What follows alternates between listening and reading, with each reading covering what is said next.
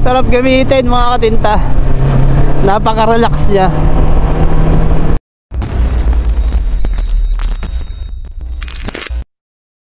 So good morning internet world. Kumusta po kayo? Mototinta TV po muli.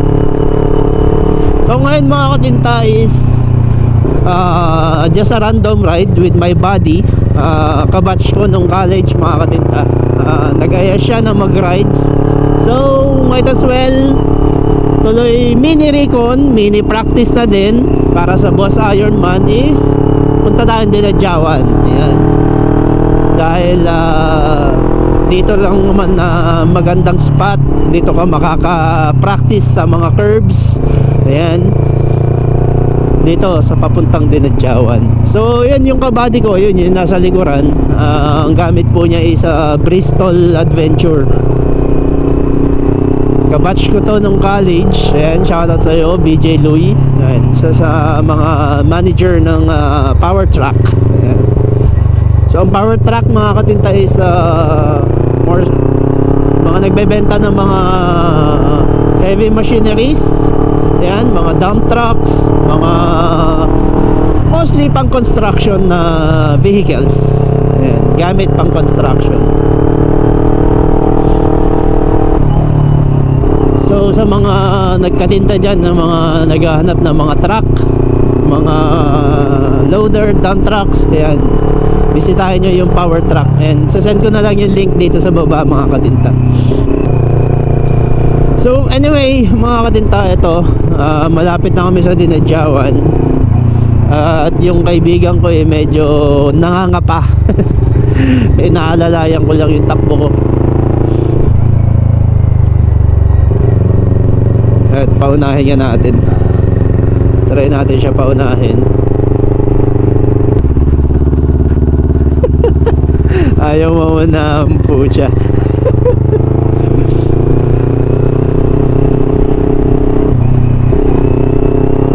Month check. It's January 2024. Malapit na ang event. At sa mga nagtatanong kung saan ang venue, dun po sa Subic International Airport. Ayan. Pero hanggang ngayon is wala pa silang nilalabas na rota. Pero alam naman natin na pag Boss Ironman dito sa Luzon is more on North Loop. Ayan. Clockwise or counterclockwise na rota. Pero same pa rin, North Loop pa din mga katinta. So pangalawang takbo na natin this coming February mga katinta. At bakit nga ba gusto kong sumali? Well, syempre alam mo naman natin na ang Boss Ironman is isa sa mga dream ride natin. Once na nakasampa ka na sa dalawang motorsiklo, alam naman natin na ang Boss Ironman is isa sa mga bucket list ng mga riders. Yun. At napakaganda kasi, napaka-organized ng event na yon, lalong-lalo na sa daan mga katinta. Dahil kahit saang lugar ka mapadaan is, alam mo yun, may nakantabay talaga sa'yo. Ayan, may mga marshals dyan sa daan. Kung wala man is well coordinated sa mga uniform personnels. Ayan, yun yung kagandahan ng Boss Ironman mga katinta. And of course, camaraderie sa mga riders. At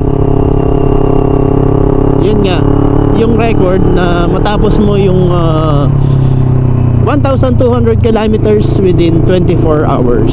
And so last year, kung di ako nagkakamali mga katinta, siguro tinakbo ko yung Boss Ironman ng 19 hours.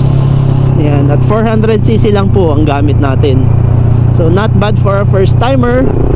At hopefully mabit natin yung record na yun, yung 19 hours. Sana mas mababa pa, pero okay lang naman basta hindi ka lalagpas ng 24 hours mga katinta. At medyo mas malayo ngayon dahil sa Subic International Airport na po ang venue. Hindi kagaya last year na sa Clark City, New Clark City, and sa stadium sa Tarlac. At may bali-balita na yun nga, tatanggalin daw nila tong rota na to, tong Quirino Province to Aurora, at idadaan ulit sa dati. Dahil sa mga previous years mga katintay, sa Isabela dinadaan papuntang Nueva Vizcaya. Ayan. So kung di ako nagkakamali, mga 2-3 Ironman na dito na idagdag, or dito nire-route dito sa Aurora. Dahil nga nag-adjust yung venue, lumayo, no? Napunta sa Subic.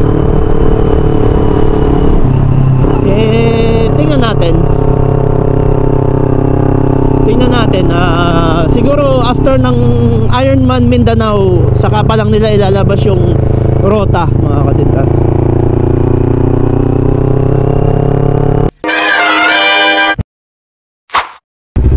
Alright, so just a quick stop lang mga katinta, at mag-change. Oh, yung ano mo? Oh, PJ, yung gloves mo, nahihiya mo na. Nahulog, to sakto sa may ano.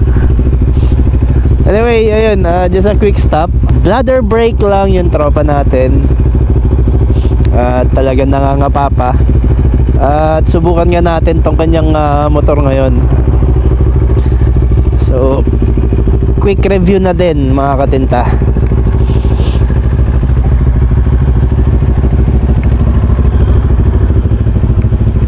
Ayun, no? Okay. Hindi siya ganun kataas. Ayos to ah. Pasubok nga. Pasubok. Lambot ng shock up. Ang lambot. Mas mababa pa pala to kaysa dyan eh. Oh? Bukuan kasi. Ha? Bukuan. Oo.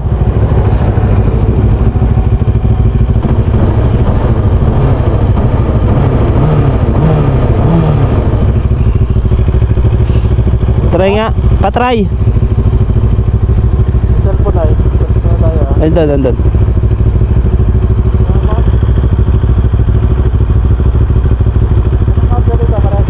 Ha? Yung? Oo, pares lang.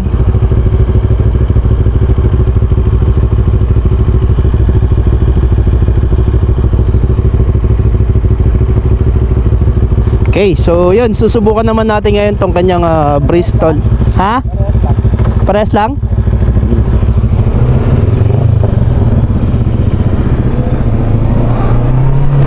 Ayun, oh, sarap. Sarap gamitin mga katinta. Napaka smooth. Sana all. Ay, eto magandang pang-endo mga katinta. Hindi ka mapapagod. Dahil yung upuan niya, hindi siya IB syndrome mga katinta. Hindi siya ipit betlog syndrome. Ang torque niya.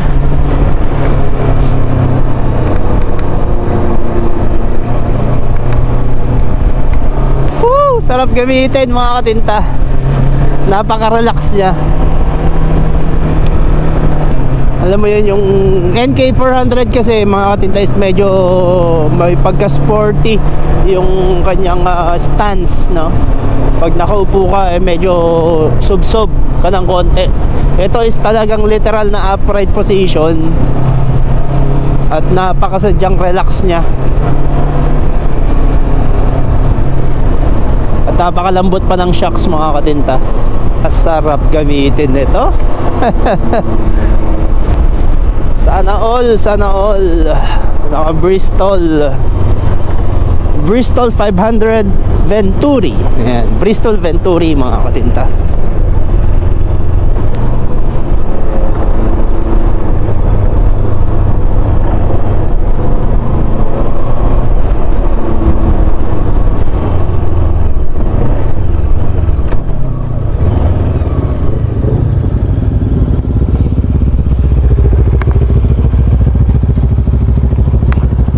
Gaan. Sarap gamitin. Ang sarap gamitin. kurbahan na eh. Ha? Mas gusto ko siya sa kurbahan mo. Eto? Oo. Ba't parang ito ginagamit ko, parang dumudulas ako. Okay naman. Okay ba? Oo. Hindi na, Bago lang ako sa taas. naninibago ka lang. Sa taas siguro, ano? Oo. Okay naman to. Ha? Okay naman to. Mababa lang siguro, ano? Tsaka mas mabigat nga yan eh. Parang ano nga, parang kapit na kapit yung pet. Oo. Eh tingnan mo naman yung gulong niya kasi. Makapit talaga. Parang ito yung parang magaan yung pet. Baka matigas lang yung gulong mo. Ha? Matigas yung gulong mo. Baka pag-pet na. Oo. Sukatin mo yung gulong mo. Tsaka yung shock up mo malambot masyado. Ha? Malambot masyado yung shock up mo. Oh? Hindi siya talagang gaganon niya sa kurbahan. Ganun na. Ang sarap nga gamitin eh. Diretso na tayo para makapag-breakfast.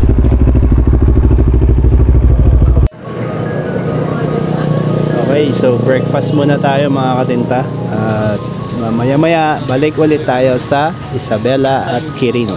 Ayan.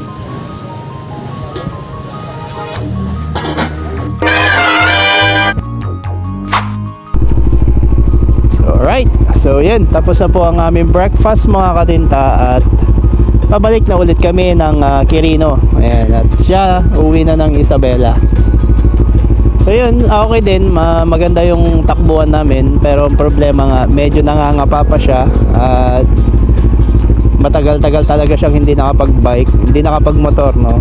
Kaya medyo takbong alalay ang ano namin, pero goods naman. Kasi ito, kasama nating maglalaro sa Ironman, kaya nagpa-practice na din siya ngayon. So yun, pabalik na kami ng Quirino mga katinta. At natapos din ang aming breakfast. At dyan paunahin natin yung tropa natin.